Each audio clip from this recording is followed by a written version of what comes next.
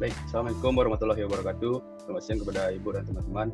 Kali ini kami akan menampilkan video hasil proposal dari studi kelayakan bisnis kami, yaitu pada PT Showroom Mobil Bekas Padang. Sebelum memasuki materi, baiknya saya memperkenalkan anggota kelompok kami. Yang pertama itu Erik Kusnadi, Ilham Muhammad Zidan, Raihan, Andika Saputra, dan Novi Altito. Adapun latar belakang dari tes kami pada kali ini yaitu ada 3 alasan setidaknya yang menjadi latar belakang mengapa bisnis showroom mobil bekas sangat menarik untuk kita lakoni di dunia bisnis yang semakin berkembang pada saat sekarang ini. Yang pertama adalah potensi pasar mobil bekas di Indonesia. Hal ini membuat banyak orang beralih ke mobil bekas. Kebutuhan mobilitas yang meningkat seiring dengan perkembangan ekonomi dan urbanisasi. Kebutuhan mobilitas masyarakat Indonesia semakin meningkat. Yang kedua, persaingan di bisnis showroom mobil bekas. Banyaknya pengusaha yang melihat potensi bisnis ini dan membuka showroom mobil bekas. Hal ini membuat persaingan semakin ketat. Dan yang ketiga adalah peluang bisnis showroom mobil bekas. Peluang ini dapat dilihat dari tingginya permintaan mobil bekas. Permintaan mobil bekas masih tinggi dan diprediksi akan terus meningkat sampai berikutnya. Selanjutnya saya akan menjelaskan tentang aspek pasar. Nah, berikut ini adalah tabel perkembangan permintaan pasar dan prospeknya. Yang selanjutnya, ini adalah tabel perkembangan penawaran pasar dan prospeknya. Nah, di sini ada market space. Berdasarkan perhitungan tabel di belakang, market space total permintaan dikurang total penawaran berjumlah 4.200. Berdasarkan perhitungan market space mobil bekas tersebut, dapat disimpulkan bahwa mobil bekas yang kami tawarkan memiliki market space yang cukup besar untuk dipasarkan.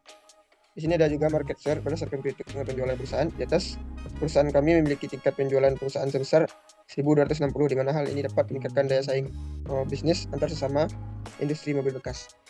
Selanjutnya saya akan menjelaskan pembahasan tentang aspek teknis dan teknologi. Kemudian skala operasi dan luas produksi. Yang pertama, skala operasi. Stok mobil sebanyak 200 unit untuk dipajang di showroom. Penjualan rata-rata 17 mobil bekas per bulan. Memiliki tim penjualan terdiri dari 2 orang sales eksekutif dan 1 orang admin.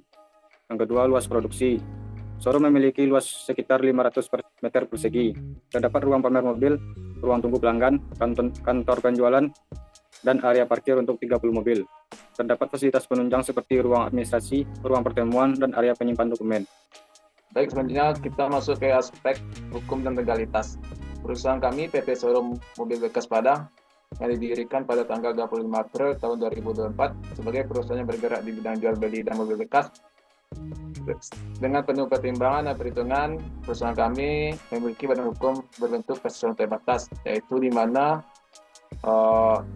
modalnya terbagi atas saham-saham, sehingga perusahaan kami ini bernama PT Showroom Mobil Bekas Padang. Selanjutnya adalah aspek manajemen dan sumber daya manusia. Jumlah karyawan yang akan dibutuhkan oleh bisnis ini terdiri, yang pertama yaitu direktur utama 1 orang, manajer keuangan 1 orang, manajer produksi 1 orang, manajer pemasaran 1 orang, human resource development atau manajer SDM 1 orang, staf keuangan 1 orang, staf produksi 2 orang, staf pemasaran 2 orang, admin 1 orang, petugas keamanan 1 orang, dan petugas kebersihan sebanyak 2 orang.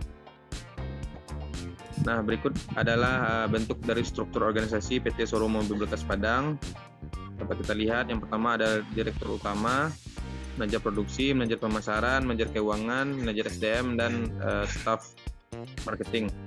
Baik, selanjutnya aspek keuangan yang saya jelaskan sendiri.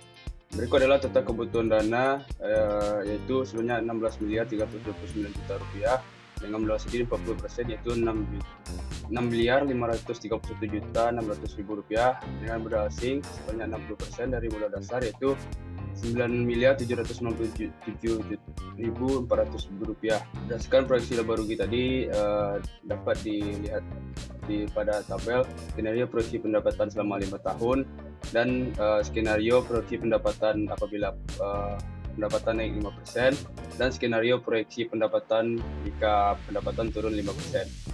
Baik, inilah kesimpulan dari proposal studi kelayakan bisnis kami. Terima kasih atas perhatiannya. Apabila ada kesalahan dan kekurangan, mohon dimaafkan. Saya ucapkan Assalamualaikum warahmatullahi wabarakatuh.